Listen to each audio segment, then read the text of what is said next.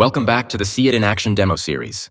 Okay, for this demo, I am going to demonstrate a migration from an on-premises SQL server running on VMware to AWS, with the data drives going to Dell APEX. This is the environment. First, I have a Windows 2016 machine here with a VMware server. Opening the remote desktop, I currently have a drive K for the data files and a drive L for the log files. It is running a SQL server. On the local host machine, I have a birthday test database that is live and running. And if I look into it, we will be migrating these two drives along the OS to AWS Cloud. This is our AWS account. In this particular demo account, I have already prepared our 3-node APEX block storage cluster, where each coexisting node functions as both an SDS, storage data server, and an MDM, metadata manager, handling both storage and management tasks within the environment. I also have the PowerFlex installer here. On the Dell APEX user interface, I can locate the 3 SDS under the block section, along with the SDC host and a test volume.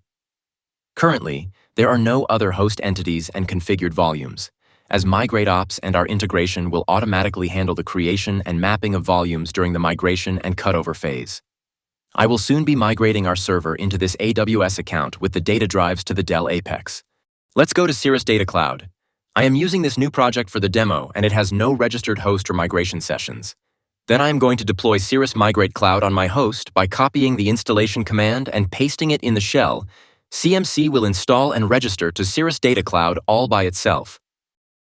My Windows 2016-123 host is now displayed on the registered host list, meaning that the installation is completed.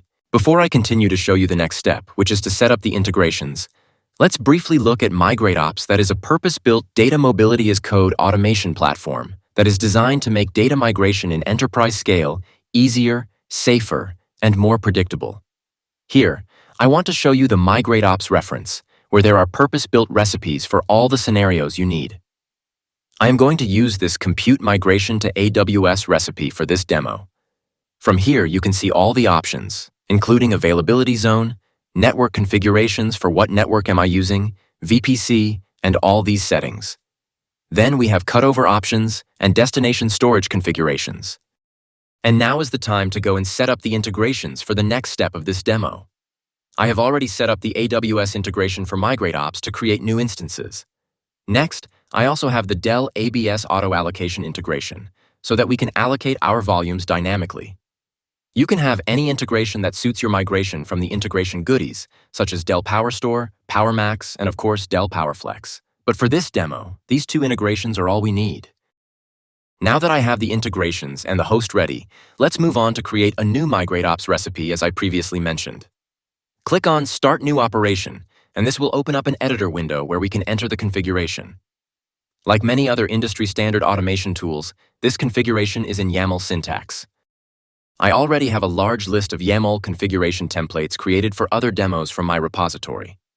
Let me pull up the one that we are using today, the AWS Compute SQL PowerFlex. Yes, we have specified our system name, which is the Windows 2016-123, the AWS demo account integration, and the Dell ABS integration. We have the MDM connection addresses. Storage pool name is default. Most of these settings are optional, as Cirrus Data applies best practice defaults to streamline the configuration process.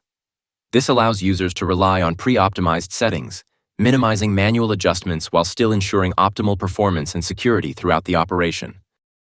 I have also prepared the automated cutover procedures for our migration. In Cirrus Data Cloud, we provide an extensive cutover steps that I can easily incorporate. Say before I cut over and I want a consistent image, I will have to stop the application and a lot more that I can do just by looking at this. Or I can even put in a shell command to perform various actions, just like the script I have here for before cutover and after cutover. Now, what happens after cutover is that it will take the action to online all disks, since we would have offline the storage right before cutover to synchronize the final image.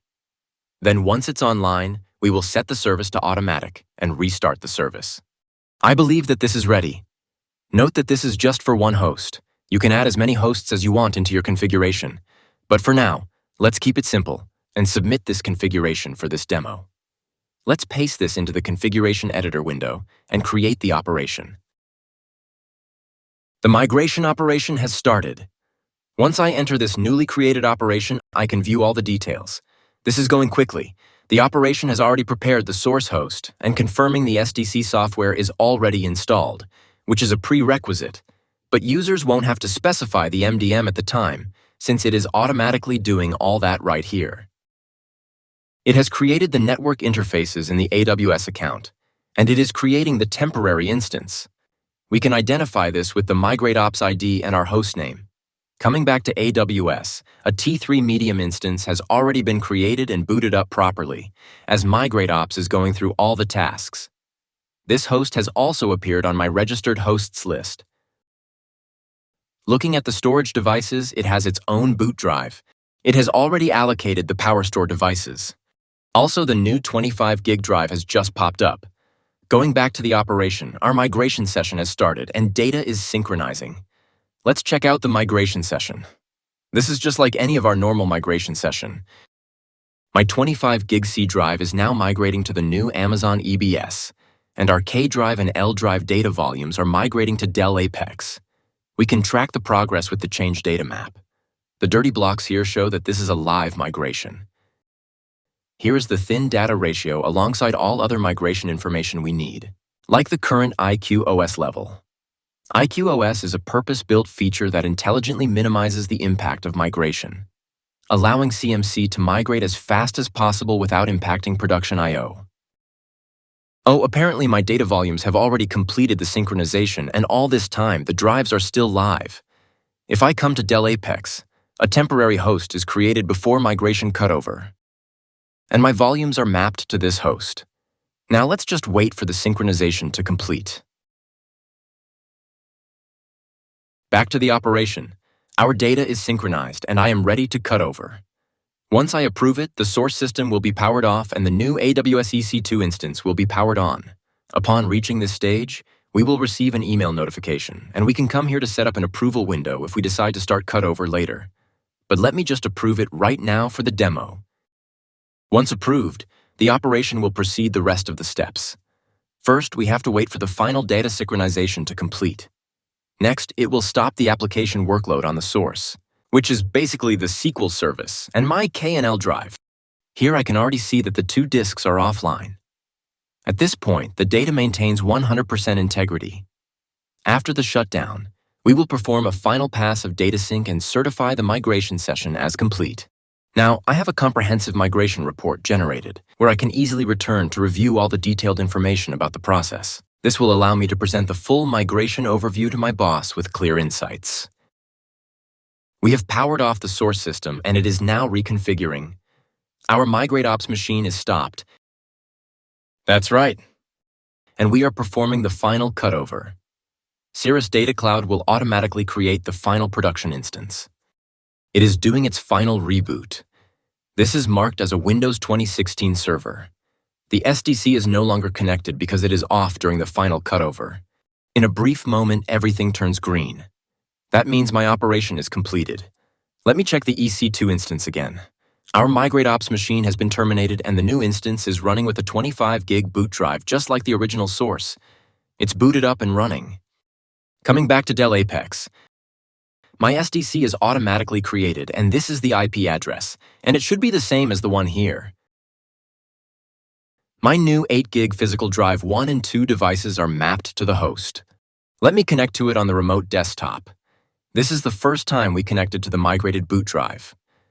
From the computer management, my new 8 gig data drives are running as Dell Skinny drives. We can definitely extend the volume to take advantage of the available empty space, optimizing storage capacity for our needs. It's all automatically reconnected, and everything is migrated successfully. Let me also check the SQL service since it's disabled when we cut over. And yes, all our records are migrated successfully, and this concludes the demo. Here is a recap of what happened. First, I installed Cirrus Migrate Cloud on my host and set up the necessary integrations, including AWS Public Cloud and Dell APEX Auto Allocation integration. After that, I created the migration operation configuration using YAML syntax. Once the operation began, all migration and cutover tasks were automatically completed with just a confirmation. This is how you efficiently migrate to AWS with data drives seamlessly transitioned to Dell APEX.